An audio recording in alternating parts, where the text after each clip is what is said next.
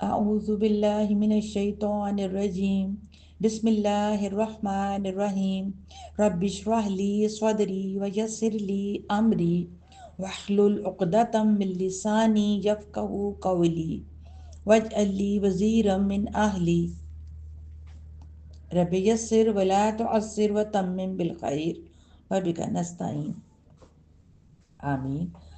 حضرت موسیٰ علیہ السلام اولو العزم انبیاء میں سے ایک ہیں۔ آپ کا نسب یوں بیان کیا جاتا ہے: موسیٰ بن عمران بن کاہز بن آذر بن لاوی بن یعقوب بن اسحاق بن ابراہیم علیہ السلام۔ اللہ تعالیٰ نے ارشاد فرمایا: وَاذْكُرْ فِي الْكِتَابِ مُوسَىٰ إِنَّهُ كَانَ مُخْلَصًا وَكَانَ رَسُولًا نَبِيًّا۔ اس قرآن میں موسیٰ علیہ السلام کا ذکر بھی کرو جو چنا ہوا رسول اور نبی تھا۔ اللہ تعالیٰ نے قرآن مجید میں بہت سے مقامات پر آپ کا ذکر فرمایا، بعض مقامات پر اختصار کے ساتھ اور بعض مقامات پر تفصیل کے ساتھ۔ ہم قرآن و حدیث اور بنی اسرائیل کی منقول روایات کی روشنی میں موسیٰ علیہ السلام کی سیرت طیبہ کو بیان کریں گے۔ فرعون کو راہ ہدایت دکھانے اور ظلم و ستم سے روکنے کے لیے حضرت موسیٰ کو مبعوث فرمایا۔ حضرت موسیٰ علیہ السلام کے حالات اور واقعات کو جاننے سے پہلے یہ جاننا ضروری ہے کہ اس زمانے کے جو حالات تھے ان کو جانے بغیر بہترین انداز میں ہم اس ساری بات کو نہ سمجھ سکیں گے اور نہ اس سے کوئی سبق حاصل کر سکیں گے۔ تو انبیاء کرام کے واقعات پڑھنے سننے کا مطلب یا مقصد یہ ہے کہ اس سے ہم اپنے لیے سبق اور اصول نکالیں۔ تو ہم دیکھتے ہیں کہ بنی اسرائیل جو حضرت یعقوب علیہ السلام کی اولاد میں سے تھے اور حضرت یوسف علیہ السلام کے دور حکومت میں مصر میں آ کر بسے تھے، لیکن آہستہ آہستہ بنی اسرائیل سرکشی اور نافرمانی پر اتر آئے، تو نتیجتاً اللہ تعالیٰ نے ان پر اسی جگہ جہاں ان کو عزت دی، حکومت دی اور اقتدار دیا، وہاں نعمتوں کی ناقدری کی انہوں نے، تو یہ نعمت ان سے چھین لی اور غلامی کو ان پر مسلط کر دیا۔ اصول ہمیں یہ ملتا ہے کہ اللہ تعالیٰ جو نعمت دے اس پر شکر ادا کرنا چاہیے۔ یہ اس کا فضل و کرم ہے کہ اس نے ہمیں نعمتیں دی، اس میں ہمارا کوئی کمال نہیں۔ تو یاد رکھیے، نعمت ملنے کے بعد شکر ادا کرنا اور نعمت کا جائز استعمال کرنا چاہیے۔ نعمت کی ناقدری کرنے سے وہ واپس لے لی جاتی ہے۔ تو وہ دور مکمل غلامی کا دور تھا۔ فرعون ایک ظالم اور جابر بادشاہ تھا۔ فرعون اس کا نام نہیں تھا، بلکہ یہ مصر کے ہر بادشاہ کے لیے یہ لقب مختص تھا۔ ہر بادشاہ فرعون ہی کہلاتا تھا۔ اللہ تعالیٰ فرماتے ہیں: اِنَّ فِرْعَوْنَ عَلَا فِی الْأَرْضِ، یقیناً فرعون نے زمین میں سرکشی کی تھی۔ تو مطلب یہ ہے کہ فرعون نے ظلم اور طغیان اور بغاوت اور عصیان کا راستہ اختیار کیا، دنیا کی زندگی کو اہمیت دی اور رب عظیم و برتر کی اطاعت سے سرتابی کی۔ وہاں کے لوگوں کو گروہ در گروہ بنا رکھا تھا، اس نے اپنی رعیت کو مختلف گروہوں میں تقسیم کر دیا تھا اور ان میں ایک فرقے کو کمزور کر رکھا تھا۔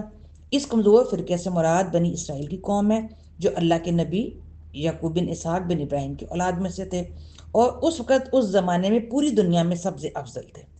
اللہ تعالیٰ نے ان پر اس ستمگر ظالم اور بد کردار کافر کو مسلط کر دیا، جس نے انہیں غلام بنا لیا اور وہ ان سے ادنا ترین پیشوں کا ذلیل ترین کام لیتا تھا، اور اس کے ساتھ ساتھ وہ ان کے لڑکوں کو تو ذبح کر ڈالتا تھا اور ان کی لڑکیوں کو چھوڑ دیتا تھا، بے شک وہ مفسدوں میں سے تھا۔ تو فرعون بنی اسرائیل سے اس قدر برا سلوک اس لیے کرتا تھا کہ بنی اسرائیل اپنی الہامی کتابوں کی روشنی میں آپس میں حضرت ابراہیم علیہ السلام کا یہ فرمان ذکر کرتے تھے کہ آپ کی اولاد میں سے ایک لڑکا پیدا ہوگا جس کے ہاتھوں مصر کی سلطنت تباہ ہو جائے گی۔ اور آپ نے یہ بات غالباً اس وقت فرمائی تھی جب مصر کے بادشاہ کی طرف سے حضرت ابراہیم علیہ السلام کی زوجہ محترمہ حضرت سارہ رضی اللہ تعالیٰ عنہ کی عزت پامال کرنے کی کوشش ہوئی تھی، اور اللہ تعالیٰ نے ان کی عزت کو داغدار ہونے سے محفوظ رکھا تھا۔ تو بنی اسرائیل میں یہ بشارت مشہور تھی، ان سے سن کر قبطی بھی اس کا ذکر کرتے تھے، حتیٰ کہ یہ خبر فرعون تک پہنچ گئی۔ جب رات کے وقت بادشاہ کی محفل جمی ہوتی تھی تو کسی درباری نے اسے یہ بات سنا دی۔ اس نے اس لڑکے کی پیدائش کے خوف سے بنی اسرائیل کے تمام لڑکوں کو کے قتل کرنے کا حکم جاری کر دیا، لیکن تقدیر کے آگے کسی کی نہیں چلتی۔ امام سدی رحمہ اللہ نے کئی صحابہ کرام سے روایت کیا کہ فرعون نے خواب دیکھا کہ بیت المقدس کی طرف سے ایک آگ آئی اور مصر کے تمام قبطیوں کے گھر جلا گئی، لیکن بنی اسرائیل کو کوئی نقصان نہیں پہنچا۔ جب وہ بیدار ہوا تو اس خواب سے وہ خوفزدہ ہو گیا۔ اس نے اپنے کاہنوں، عالموں، جادوگروں اور سب کو جمع کیا اور ان سے اس کی تعبیر پوچھی۔ انہوں نے کہا کہ یہ لڑکا انہی میں پیدا ہوگا اور اس کے ہاتھوں اہل مصر تباہ ہو جائیں گے۔ تو معلوم یہ ہو رہا ہے کہ خوابوں کی تعبیر کا علم تب بھی تھا، اور یہ بھی معلوم ہو رہا ہے کہ خواب سچے ہوتے ہیں۔ تو سچے خواب کے لیے کسی کا متقی، پرہیزگار یا مسلمان ہونا قطعی ضروری نہیں۔ اور یہ بھی ہمیں معلوم ہو رہا ہے کہ خواب صرف اسی کو سنانا چاہیے جو صحیح تعبیر بتا سکے، جو اس کا علم رکھتے ہیں ان سے تذکرہ کریں۔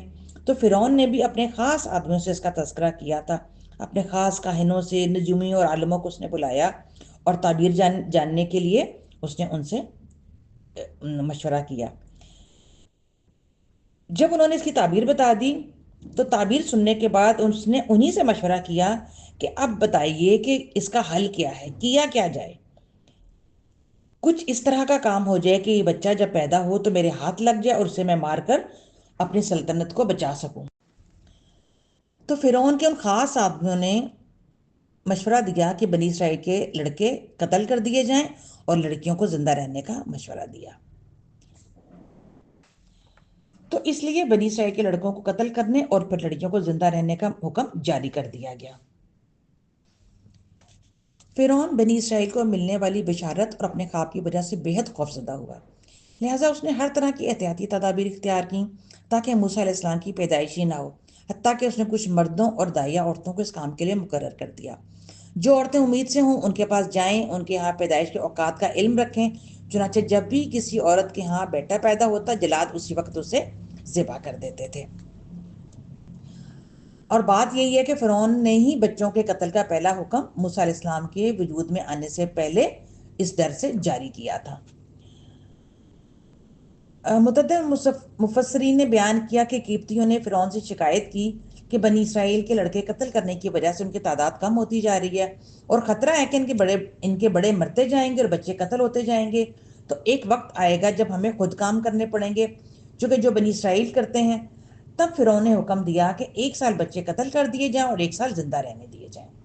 وہ فرماتے ہیں کہ حضرت ہارون علیہ السلام اس سال پیدا ہوئے جس سال بچے قتل نہیں کیے جا رہے تھے۔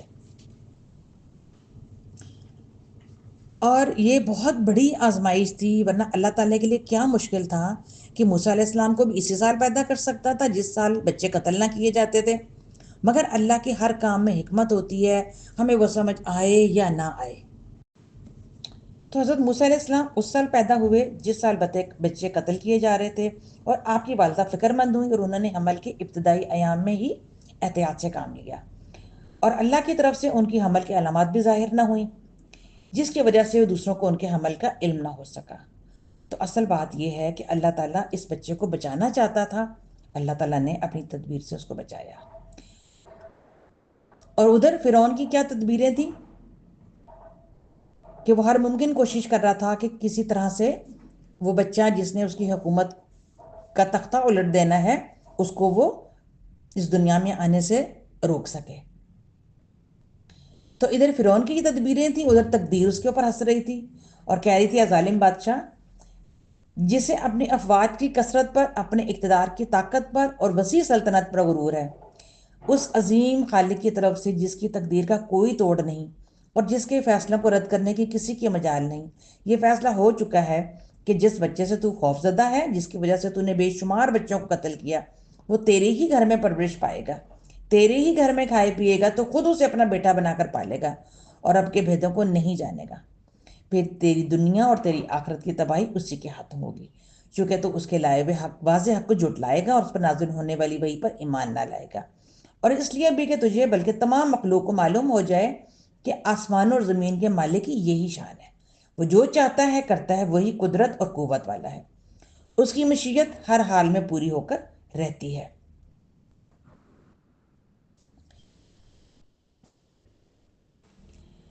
اسی لیے اللہ تعالیٰ نے فرمایا وَنُرِيدُ أَن نُمُنَّ عَلَى الَّذِينَ اسْتُضْعِفُوا فِي الْأَرْضِ، پھر ہم نے چاہا کہ ہم ان پر کرم فرمائیں جنہیں زمین میں بے حد کمزور کر دیا گیا تھا، اور وہ بنو اسرائیل تھے، اور ہم ان کو پیشوا اور زمین کا وارث بنائیں، یعنی آخر کار مصر کی حکومت اور سرزمین انہیں مل جائے گی، اور یہ بھی کہ ہم انہیں زمین میں قدرت اور اختیار دیں، فرعون اور حامان اور ان کے لشکروں کو وہ منظر دکھائیں جس سے وہ ڈر رہے تھے، مطلب کہ ہم کمزوروں کو طاقتور، مغلوب کو غالب اور ذلیل کو عزت والا بنائیں گے۔ چنانچہ بنی اسرائیل کو یہ سب کچھ نصیب ہوا، اللہ تعالیٰ نے فرمایا وَأَوْرَثْنَا الْقَوْمَ الَّذِينَ كَانُوا يُسْتَضْعَفُونَ مَشَارِقَ الْأَرْضِ وَمَغَارِبَهَا الَّتِي بَارَكْنَا فِيهَا، اور ہم نے ان لوگوں کو جو بالکل کمزور شمار کیے جاتے تھے اس سرزمین کے مشرق اور مغرب کا مالک بنا دیا، جس میں ہم نے برکت رکھی ہے، اور آپ کے رب کا نیک وعدہ بنی اسرائیل کے حق میں ان کے صبر کی وجہ سے پورا ہو گیا۔ سورہ قصص میں اللہ تعالیٰ فرماتے ہیں اور ہم نے موسیٰ علیہ السلام کی ماں کو وحی کی کہ وہ اسے دودھ پلاتی رہے، اور جب تجھے اس کی نسبت کوئی خوف معلوم ہو تو اسے دریا میں بہا دینا، اور کوئی ڈر، خوف یا رنج و غم نہ کرنا، ہم یقیناً اسے تیری طرف لوٹانے والے ہیں اور اسے پیغمبروں میں سے بنانے والے ہیں۔ سو فرعون کے لوگوں نے اس بچے کو اٹھا لیا، آخرکار یہی بچہ ان کا دشمن ہوا اور ان کے رنج کا باعث بنا۔ کچھ شک نہیں فرعون، حامان اور ان کے لشکری خطا کار تھے۔ اور فرعون کی بیوی نے کہا یہ تو میری اور تمہاری آنکھوں کی ٹھنڈک ہے، اسے قتل نہ کر، بہت ممکن ہے ہمیں یہ کوئی فائدہ پہنچائے یا ہم اسے اپنا بیٹا ہی بنا لیں۔ اور وہ برے انجام سے بے خبر تھے۔ اب حضرت موسیٰ علیہ السلام کی والدہ کی طرف جو وحی کی گئی تھی، اس وحی سے مراد الہام اور رہنمائی ہے۔ حضرت موسیٰ کی والدہ کو جو وحی کی وہ کون سی وحی تھی؟ یہ نبوت کی وحی نہیں تھی۔ اللہ نے کسی خاتون کو نبی نہیں بنایا اور کسی خاتون کی طرف وحی نہیں آئی۔ یہ اللہ کے احکامات یا شریعت کی وحی نہیں تھی۔ یہ وحی ایک پوشیدہ سا خیال اللہ کی طرف سے لوگوں کے دلوں میں ڈالا جاتا ہے، اس کو بھی وحی کہا جاتا ہے۔ اور یہ پوشیدہ خیال یا وحی انسانوں کے دلوں میں بھی ڈالتا ہے اور دوسری مخلوقات کے بھی، جیسے حیوانات، چرند پرند ہیں۔ اور پھر شہد کی مکھی کو دیکھ لیں، اللہ کی وحی سے چھتے بناتی ہے۔ تو اللہ ایسے ہی حضرت موسیٰ علیہ السلام کی والدہ کے دل میں خیال ڈالا اور طریقہ بتایا کہ کس طرح وہ اپنے بیٹے کو بچا سکتی ہیں۔ اور سب سے پہلا خیال ان کے دل میں کیا ڈالا کہ اسے دودھ پلا۔ اس سے ذات کی اہمیت بھی معلوم ہو رہی ہے۔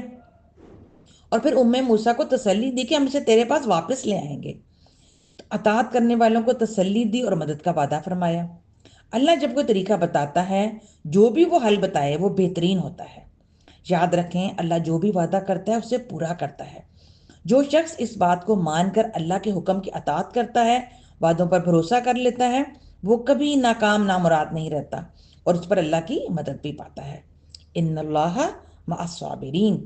تو مشکلات میں جو رہنمائی قرآن اور حدیث سے ملتی ہے، وہ چاہے مشکل لگے، نعوذ باللہ مسئلے کا حل نہ لگے، ان پریکٹیکل لگے، پھر بھی اس کی اطاعت، اس کے وعدوں پر بھروسہ کرنے والا کبھی ناکام نہیں ہوتا۔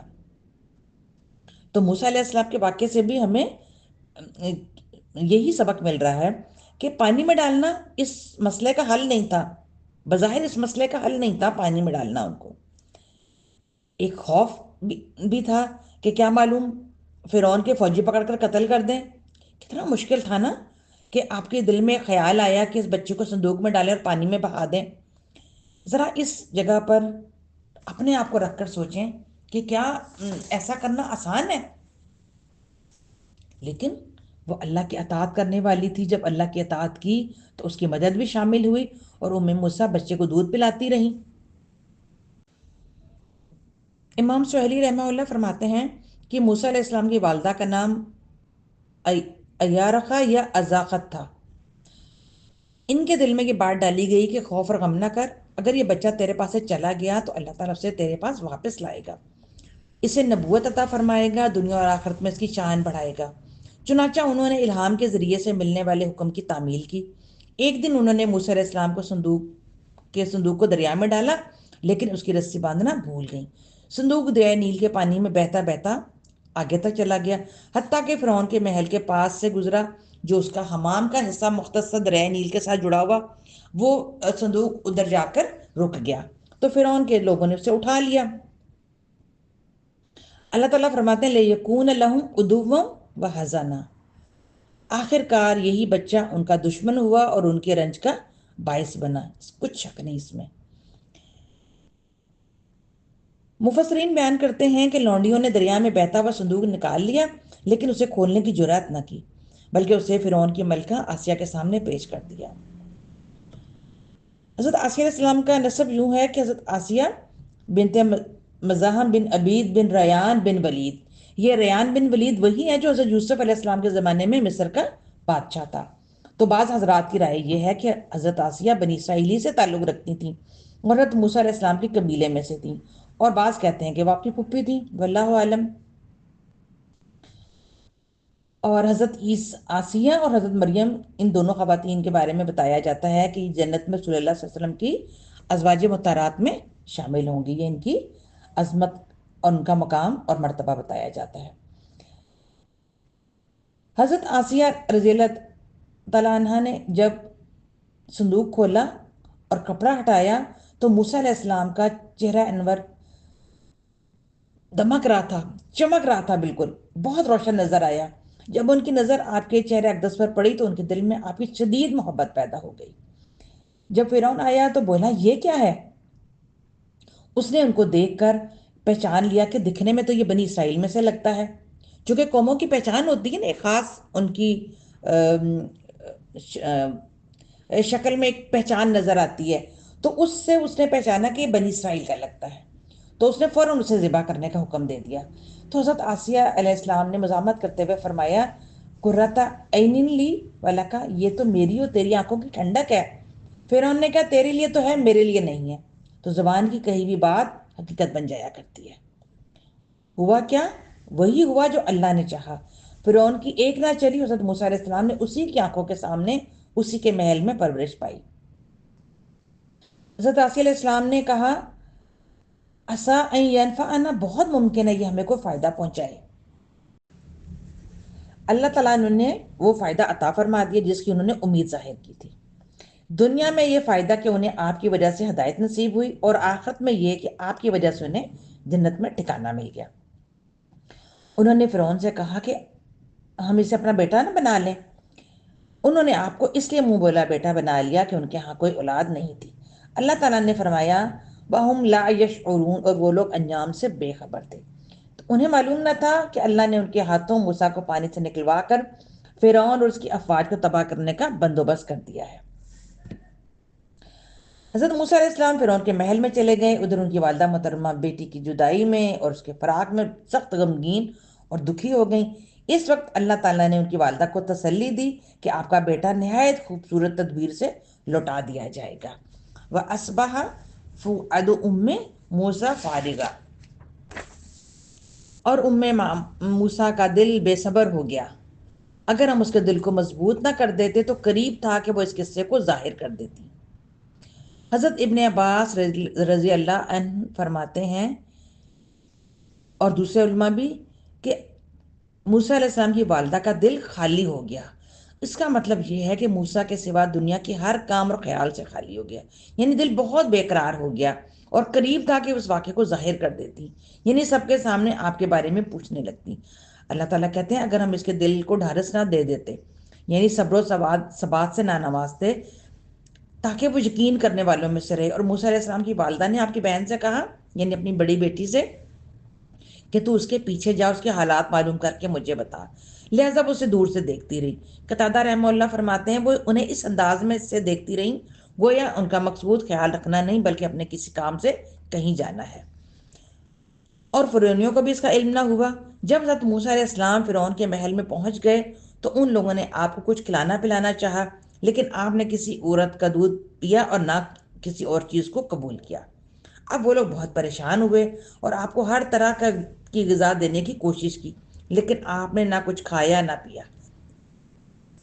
تو جیسے اللہ تعالیٰ نے فرمایا، وَحَرَّمْنَا عَلَيْهِ الْمَرَادِعَ مِنْ قَبْلِ، ان کے پہنچنے سے پہلے ہم نے موسیٰ پر دائیوں کا دودھ حرام کر دیا تھا۔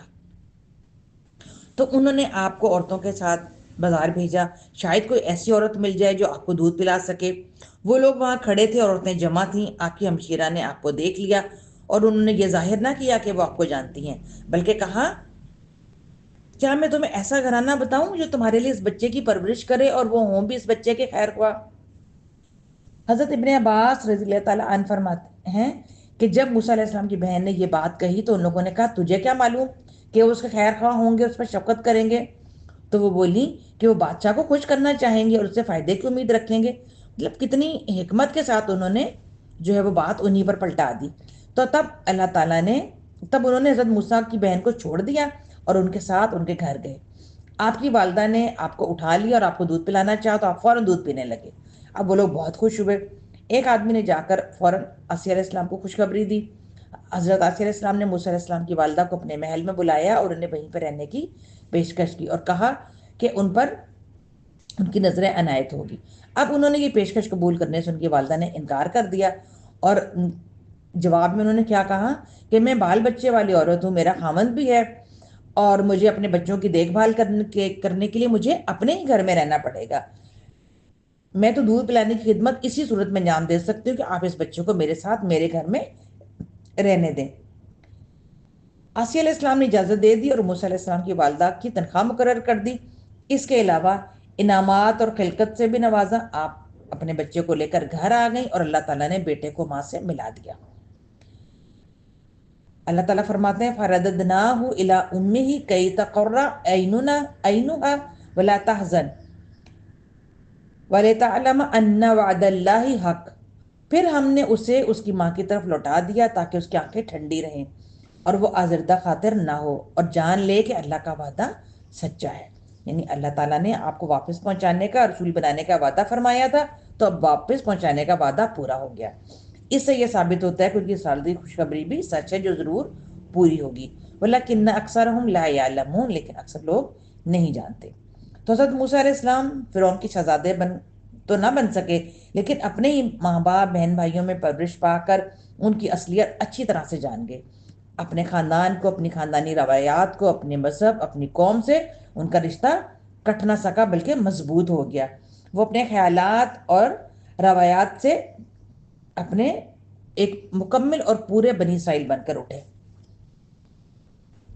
تو اللہ تعالیٰ نے جو ان سے وعدہ کیا تھا ان کی ماں سے کہ ہم آپ کی طرف اس کو واپس لوٹائیں گے، آپ کے پاس آپ کا بیٹا پہنچے گا، وہ وعدہ اللہ تعالیٰ نے پورا کیا، اور ساتھ میں ان کو بہترین آرام اور آسائش کے ساتھ ساتھ بہترین غذا اور بہترین لباس بھی ملے۔ اور یہ سب اس لیے تھا کہ اللہ تعالیٰ کی بڑی خصوصی حفاظت جو ہے وہ اس کے ساتھ شامل حال تھی، اور اللہ جو چاہتا ہے وہی ہوتا ہے۔ اللہ نے ان کی بہترین روزی کا وسیلہ بھی بنا دیا۔ نبی کریم صلی اللہ علیہ وسلم نے فرمایا کہ جو شخص اپنی روزی کمانے کے لیے کام کرے اور اس کام میں اللہ کی خوشنودی پیش نظر رکھے، اس کی مثال حضرت موسیٰ علیہ السلام کی والدہ کی سی ہے کہ انہوں نے اپنے ہی بیٹے کو دودھ بھی پلایا اور اس کی اجرت بھی پائی۔ تو کیا سمجھ آ رہی ہے کہ اگر کوئی شخص رزق حلال سے اپنے نفس، اپنے بال بچوں کی پرورش اللہ کی مدد سمجھتے ہوئے کرتا ہے تو وہ اپنے روزی کمانے پر اللہ کے ہاں اجر کا مستحق ہوتا ہے۔ تو معلوم ہوا کہ روزی بھی کمائی اور اللہ سے اجر و ثواب بھی پایا۔ اللہ تعالی ہم سب کو رزق حلال کمانے، کھانے اور کھلانے کی توفیق عطا فرمائے۔ سبحانک اللہم و بحمدک اشہد ان لا الہ الا انت استغفرک و اتوب الیک۔